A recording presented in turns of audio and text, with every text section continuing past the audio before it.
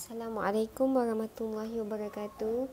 Okay, cikgu harap kali ni berjaya lah cikgu rekod sebab ni dah kali kelima cikgu rekod. Setiap recording 30 minit cikgu buat. Jadi cikgu harap ni kali pertama boleh lah. Okey. Jadi kita mulakan. Okey, kita sambung dengan bab 6 iaitu graf gerakan, masih di dalam tajuk yang sama. Okay, tetapi standard pembelajaran yang berbeza iaitu kita di dalam standard pembelajaran mentafsir graf jarak masa dan kita akan belajar untuk menghuraikan gerakan di dalam graf. Okay, jadi cikgu minta kamu untuk rujuk buku teks muka surat 187. Okay, sebelum kita mula, kita nak revise sikit, kita nak buat sikit ulang kaji. Okay, berkenaan dengan laju dan juga okay. Yang mana ni? Dia.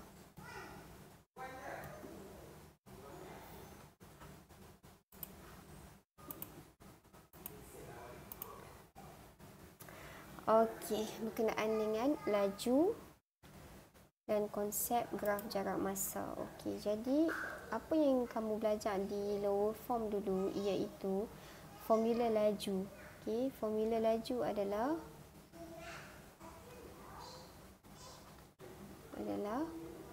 jarak bahagi masa. Jadi ini memang formula yang memang dari dulu sampai lah ni lah yang memang kekal dan tidak berubah. Okey, laju adalah jarak bahagi masa. Okey, so yang keduanya adalah kita belajar okey, laju juga boleh dicari dengan mencari kecerunan di dalam graf jarak masa. Okey. So, kalau kita tengok di sini, okey, kalaulah kamu mencari kecerunan daripada titik U kepada A, maksud dia apa? Maksud dia adalah kamu sedang mencari laju. Okey.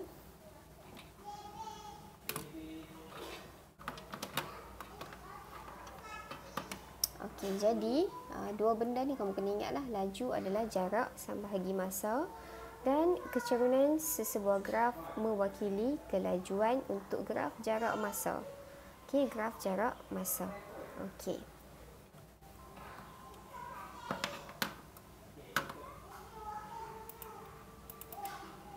Okey, so kita tengok dulu graf jarak masa yang ada di sini dan kita tengok secara umum dulu apa yang kita boleh baca daripada sini. Okey, so cikgu ubah dulu yang ni. Okey, kepada angka senang nak faham. Ini cikgu tukar kepada minit lah. Okey, ini adalah satu graf jarak masa Alice sedang bergerak ke rumah kawan dia. Okey, so kita tengok di sini. Okey, cikgu letak di sini jarak ni 1 meter, ni 2 meter. Okay, kemudian masa cikgu letak 2 minit, 4 minit dan 6 minit. Okey dah. Okey, so sekarang kita mula baca secara umum dulu pergerakan Alice. Okey, so dia bermula pada titik kosong sampai checkpoint A. Apa yang kita boleh tafsir di sini? Okey, so bila kita kata di sini mula, maksudnya setiap graf pada titik kosong di sini, maksudnya di sinilah tempat dia mula nak bergerak. So kalau kata Alice dia bergerak dari rumah dia, so di sini dia berada di rumah dia lah. Okey, so Alice ada dekat rumah dia, kemudian dia pun berjalan. Jalan sampai kepada checkpoint A. So di checkpoint A, apa yang kita boleh cerita kat sini? Okey, daripada kosong O sampai A nah. Okey, jarak yang dia lalu. Macam mana kita nak tahu jarak daripada O kepada A? Kita tengok pada paksi jarak. Ini paksi jarak. Okey, so pada O, jarak yang dia lalui adalah pada 0 meter. Okey, jarak yang dia lalui adalah pada 0 meter. Kemudian, bila dia bergerak kepada A, ketika dia sampai A, jarak yang dia lalui adalah pada 1 meter. Okey, so mula-mula kosong sampai dekat A 1. Jadi berapa meter dia lalu? Besar tolak kecil lah. 1 tolak kosong. Rupanya daripada checkpoint O kepada A, dia telah bergerak sejauh 1 meter. So ni jarak yang dia telah lalu. Okey, so kita juga boleh terangkan berapa masa yang dia ambil untuk bergerak 1 meter ni. Okey, jadi untuk tahu masa, kita tengok pada paksi masa.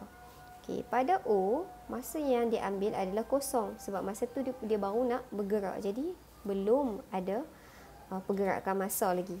So dia berjalan sampai dekat A. So ketika checkpoint A, ketika itu sudah sampai ke minit yang kedua. Jadi daripada O kepada A, daripada 0 minit kepada 2 minit, maksud dia telah mengambil masa sebanyak 2 minit. Okey, so apa yang kita boleh conclude dekat daripada checkpoint O kepada A ni, iaitu Alice telah bergerak sejauh 1 meter dalam tempoh masa 2 minit. Okey, so daripada sini kita boleh terangkan dua benda dah. Satu, kita boleh terang jarak yang dilalui, yang kita kata tadi 1 meter. Dan kita boleh cerita tempoh, ni untuk O kepada A lah, yang dia telah jalani, iaitu sebanyak 2 minit. Okey, so daripada jarak dan masa ni, kita boleh dapat satu lagi maklumat, iaitu kelajuan. Iaitu kita boleh guna formula jarak bahagi masa. So, daripada checkpoint O sampai checkpoint A, Alice telah menggunakan kelajuan 1 meter bahagi masa 2 minit. 0.5 meter per minit. Sebab ni meter dengan minit kan. Okey, so kita boleh dapat 3 benda daripada satu garisan. Okey, kita tengok daripada titik A sampai titik B pula nah. Okey, daripada titik A sampai titik B, okey, kita tengok jarak dia dahulu. Pada titik A, jarak yang dilalui, Allah, cikgu padam. 1, 2, 4, 6 minit lah. Okey, jarak yang dilalui pada titik A adalah 1 meter. Dan jarak yang dilalui pada titik B adalah juga 1 meter. 1 meter ni maksudnya 1 meter daripada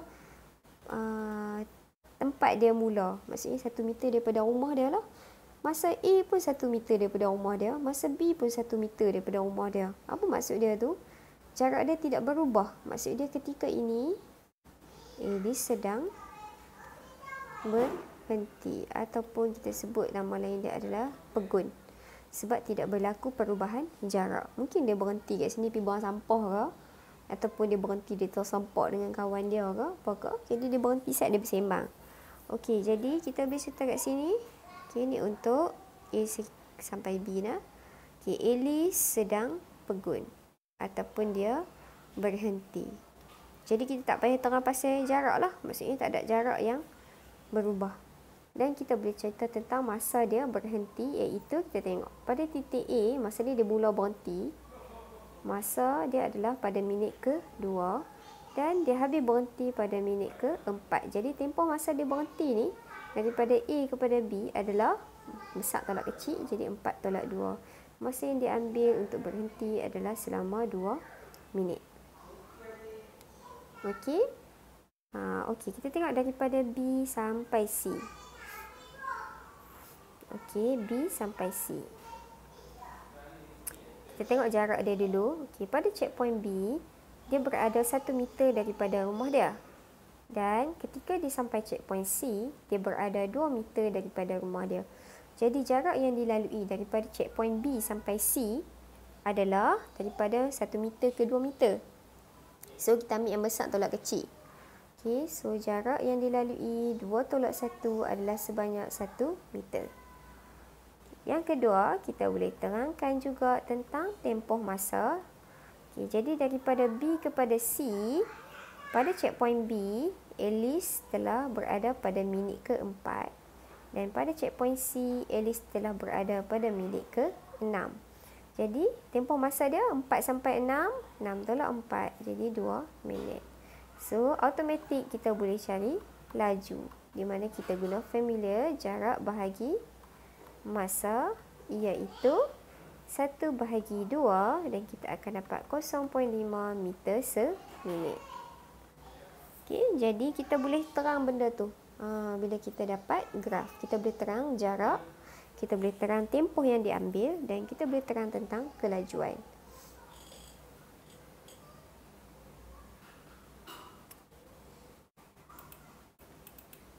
Okey.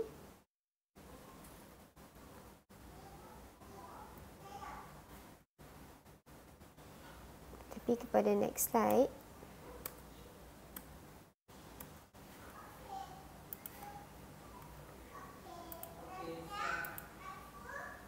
Okey, next slide. Okey, next slide ni sebenarnya sama saja. Okey, macam tadi, cuma bezanya dia ada di sini. Q sampai R. Okey, cikgu terang satu-satu. Okey, ulang balik macam tadi. Okey. Tapi yang ni dia tak ada dalam bentuk angka lah. Sebab dia bagi dalam bentuk huruf. Okey, so kita kena pasti ada berapa line kat sini. Okey, kita ada 3 line. Yang pertama daripada O kepada P, ni garisan pertama. Yang kedua P kepada Q, yang ni kedua yang kita terang lagi. Q kepada R, yang ni adalah yang ketiga. So kita pilih yang pertama, iaitu daripada O sehingga P. Okey, first kali kita tengok jarak dia. Okey, O jarak yang diambil adalah 0 dan P jarak yang diambil adalah S. Jadi jarak dia kita kata besar tolak kecil kan. S tolak 0. S tolak 0, jawapan dia S lah. So jarak yang diambil adalah S. Yang kedua, tempoh masa yang dilalui daripada OP. Okay, O tempoh masa yang dilalui adalah 0. Dan P tempoh masa yang dilalui adalah T1. Jadi cikgu abang tadi, macam mana nak tengok tempoh masa? Besar tolak kecil. T1 tolak 0. Jadi masa dia T1.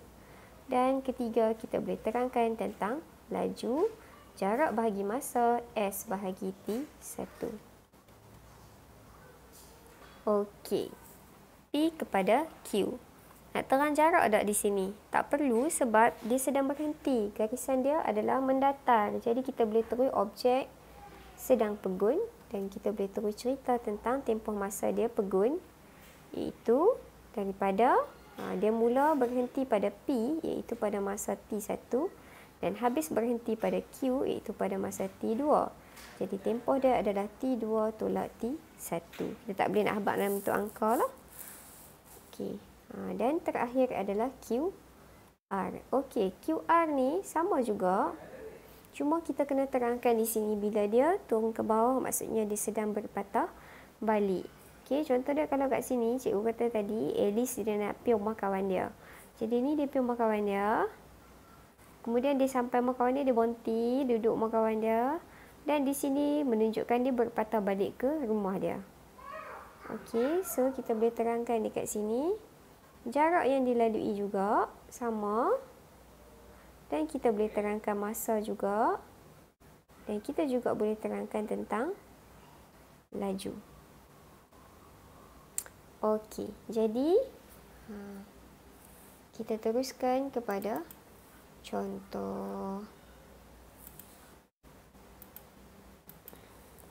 Okey, sebelum kita pergi kepada contoh, kamu tengok di bawah, bahagian bawah sebelah kanan. Okey, baca dan nanti cikgu akan tanya soalan ni, okey?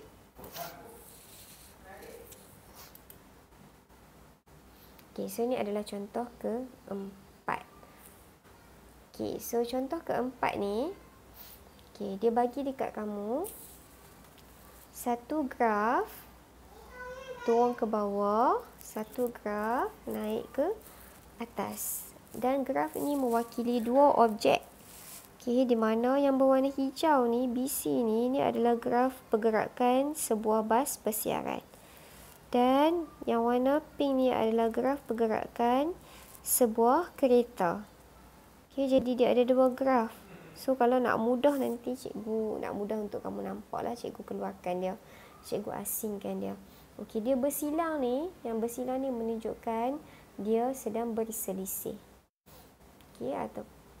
Okey, jadi kita tengok di sini. Graf jarak masa di sebelah menunjukkan gerakan sebuah kereta dan sebuah bas persiaran. Graf OA mewakili gerakan kereta dari Puchong ke Bandaraya Melaka. Maksud dia bermula di Puchong. Okey, untuk graf OA ni di sini. Okey, di sini adalah dia bermula di mana dia bermula daripada Puchong. Okey, dan dia sampai di sini dia kata di Melaka. Okey, so kereta ni bergerak Puchong ke Melaka. Manakala BC adalah graf untuk bas, dia bergerak daripada Melaka ke Puchong. Jadi bermula daripada B ni, dia bergerak daripada Melaka dan dia sampai di sini, dia sampai di Puchong. Okey, mari kita tengok. Cikgu lukiskan dulu graf.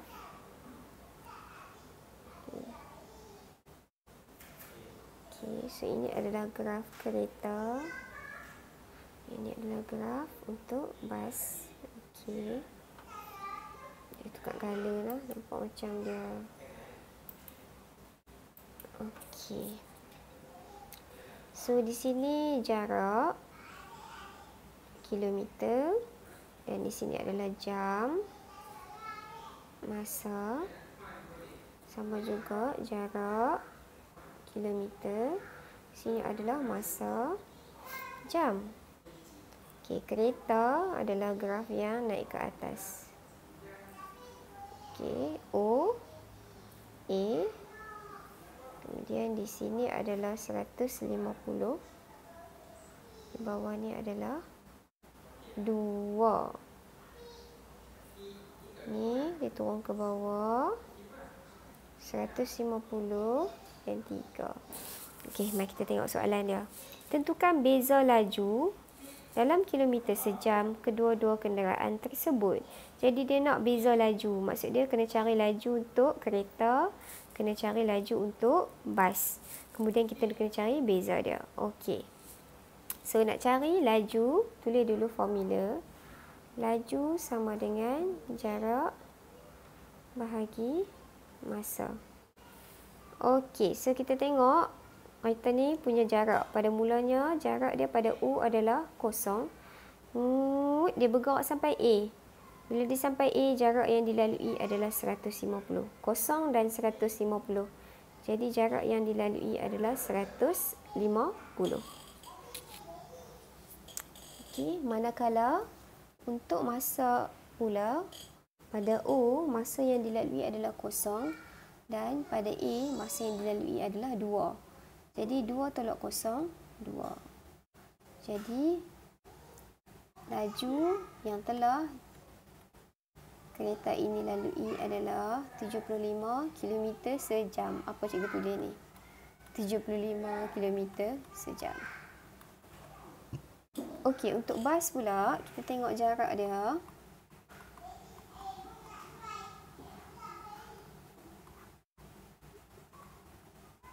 Okey.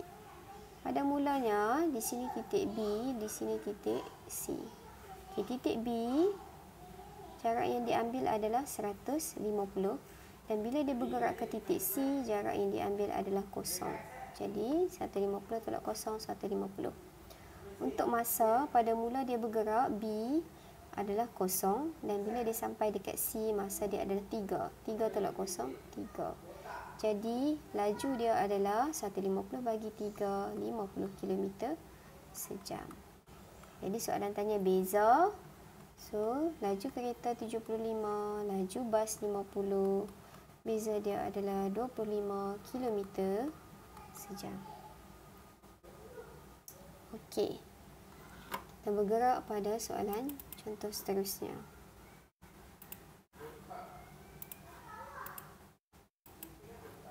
Okey. Contoh 5. Okey. Contoh 5 ni dia tak bagi 2 graf, dia bagi 1 saja, graf untuk kereta. Okey, so contoh 5 ni soalan dia kat sini ada ralat lah. 2 jam. Okey, so kita tengok di sini. Kereta dia bergerak daripada kosong, gerak sampai kita, cikgu suka letak checkpoint letaklah checkpoint, senang kita baca nanti.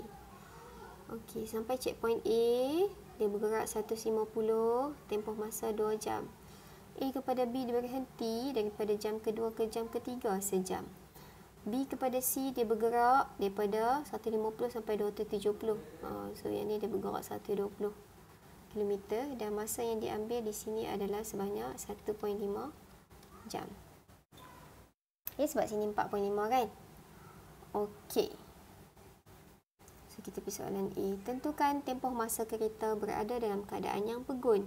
Okey, pegun ni maksud dia graf dia yang mendatar. So daripada A sampai B. A sampai B maksud dia berhenti daripada jam kedua sampai jam ketiga. So tempoh masa yang diambil adalah 1 jam. Okey. Yang kedua, laju kereta 2 jam yang pertama. Di mana 2 jam yang pertama? Okey, ni kosong. Ni 1 jam pertama, ini 2 jam pertama. Maksudnya dia nak laju kereta daripada 0 sampai 2 lah. So bila kita rujuk ke atas, tang mana 0 sampai 2? 0 ni 1 tang ni. 2 tang ni. Oh, dia nak laju daripada checkpoint O sampai checkpoint A. Okey, so macam biasa kita buat formula laju, jarak bahagi masa. Jarak yang dilalui daripada O sampai A. O, tadi cikgu kata jarak yang dilalui tadi sini adalah 150. Masa yang diambil di sini, O masa dia adalah 0. Dia bergerak sampai A, masa yang diambil adalah 2. 2 tolak 0, 2. Pokoknya laju yang dilalui adalah 70 km sejam. Okey, soalan B. Okay, bila diminta huraikan, ingat tak cikgu sebut apa tadi? Satu, cerita pasal jarak. Satu lagi cerita pasal tempoh diambil. Dan satu lagi cerita pasal laju. So, ini cikgu tinggalkan pada kamu untuk buat sendiri. Okey, jadi anak-anak, habislah kelas kita untuk hari ini. Jadi cikgu minta kamu untuk buat latihan yang akan kita bincangkan nanti di dalam Google Meet, insya-Allah kalau berkesempatan. Praktiskan diri 7.1b pada muka surat 150, soalan 1 dan soalan 2. Okey, itu sahaja. Terima kasih sebab sudi meluangkan masa dengan cikgu. Assalamualaikum warahmatullahi wabarakatuh.